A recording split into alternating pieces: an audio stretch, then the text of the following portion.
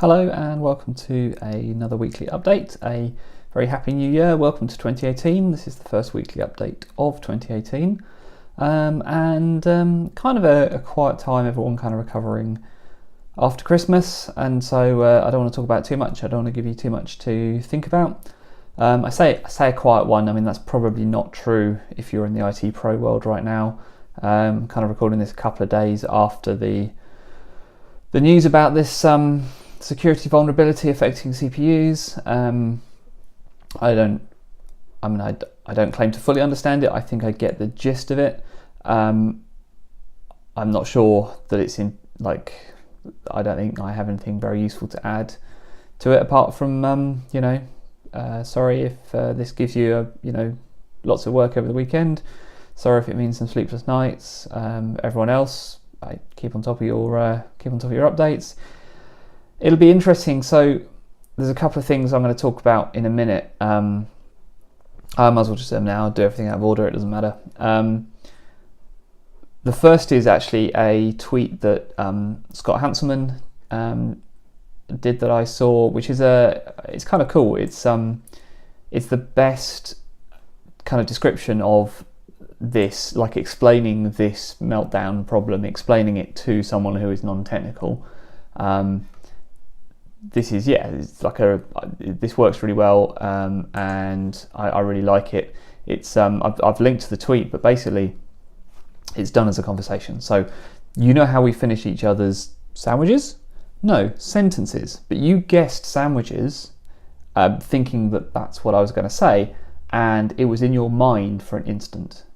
And let's say that was a password, and in that instant somebody stole it whilst it was there in your mind, not written down anywhere. And which is that kind of, it's in state in CPU, it's kind of selective look ahead, it is speculative, and it never got used, but it got read anyway.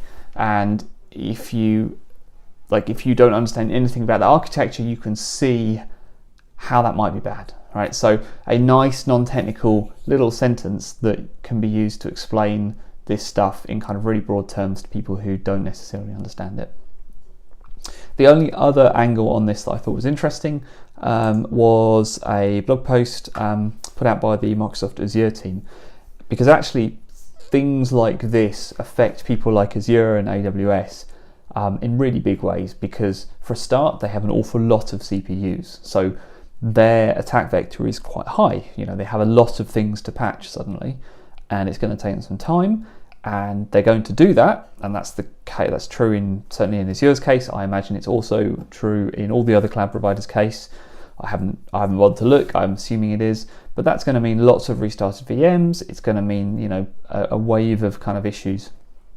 And the other thing, of course, is that one of the side effects of fixing this vulnerability is a potential slowdown. Now, there have been some big numbers bandied around, like up to 30%. I think that's unhelpful. It's not as if you're going to turn your computer on and everything you do is going to be 1/3 slower.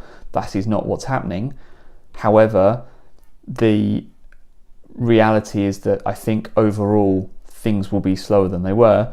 It's too soon to know whether that will be noticeable or perceptible.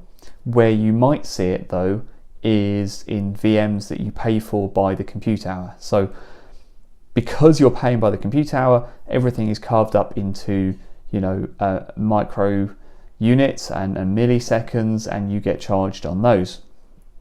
And things are going to take longer because your CPU cores are running slower, therefore you will pay more.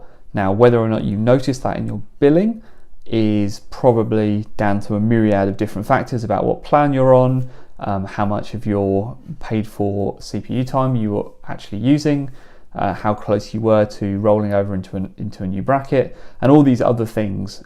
So it's kind of, I think it's too simplistic to say it will affect everybody. It's too simplistic to say it will affect nobody. There's a good blog post about what this means for Azure, what they're doing about it. They talk through the VM restart cycle and what they're doing around that. They don't mention at all anything about non-VMs. So they don't mention. I'm thinking here around all the services they run. So app services, database, everything that runs as a service. They haven't mentioned. I guess, and I hope that we can infer from that they are just going to just kind of consume the additional cost to them of running these services, which is good.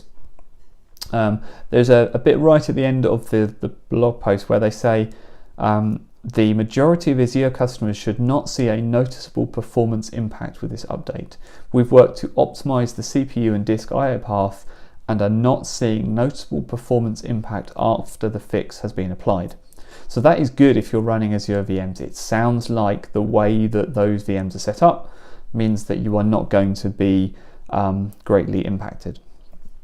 They go on to say that a small set of customers may experience some networking performance impact, and that can be addressed by turning on Azure Accelerated Networking. That's a free capability that is available to all Azure customers. They also say they're going to continue to monitor performance and address feedback. So it's interesting. It's probably not the news we wanted to start 2018 on, but it is what it is.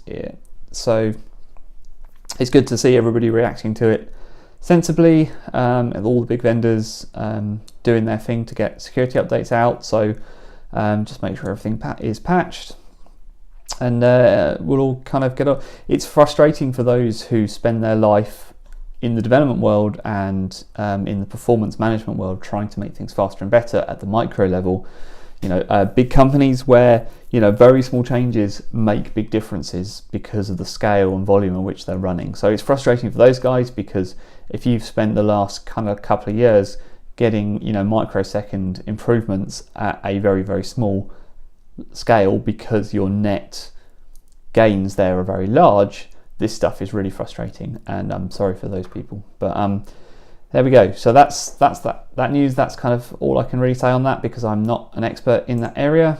And the only other thing I want to talk to you about is on the Microsoft Graph side. So if you remember, Graph is it's a kind of collection of all of Microsoft's APIs together. It's the front door for developers calling APIs into the Office 365 subsystem for getting loads of information about data, but increasingly to take actions as well. Send and receive mail, move stuff around, folder, like all the stuff in Office 365. More and more of it is opening up with APIs, and for the most part those APIs live in Graph. So the Microsoft Graph team had a community call on the 2nd of January. I missed it, but there's a catch up on YouTube, and the slides are there as well. An interesting announcement that came out of that is that the Report API, which I talked about a couple of weeks ago and did a blog post about, around being able to see Skype for Business and Microsoft Teams usage data, the stuff that is showing up in the portal and reports. There's also an API for it in Graph. That when I did the blog post and talked about it was in beta.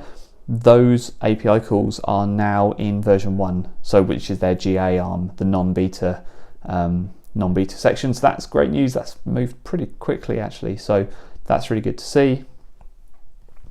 And yeah, there's some other things in there as well. They go over some other API changes. They go over the user voice feedback, and then there's a deep dive into generating .NET models for the beta side of things. So it's interesting. It's worth watching. It's not too kind of taxing. But it's good to keep up with what's going on in the Graph world, because Graph is increasingly becoming really important for getting data in and out of Office 365, and it's Microsoft's preferred approach at the moment for developers to do that. So it's definitely worth keeping an eye and keeping up to date with what's going on in the Graph space if you're a developer in the Skype for Business or Teams world, or in fact more widely across all of Office 365. All right, that's all I wanted to say. Have a great weekend, and I will speak to you again next week.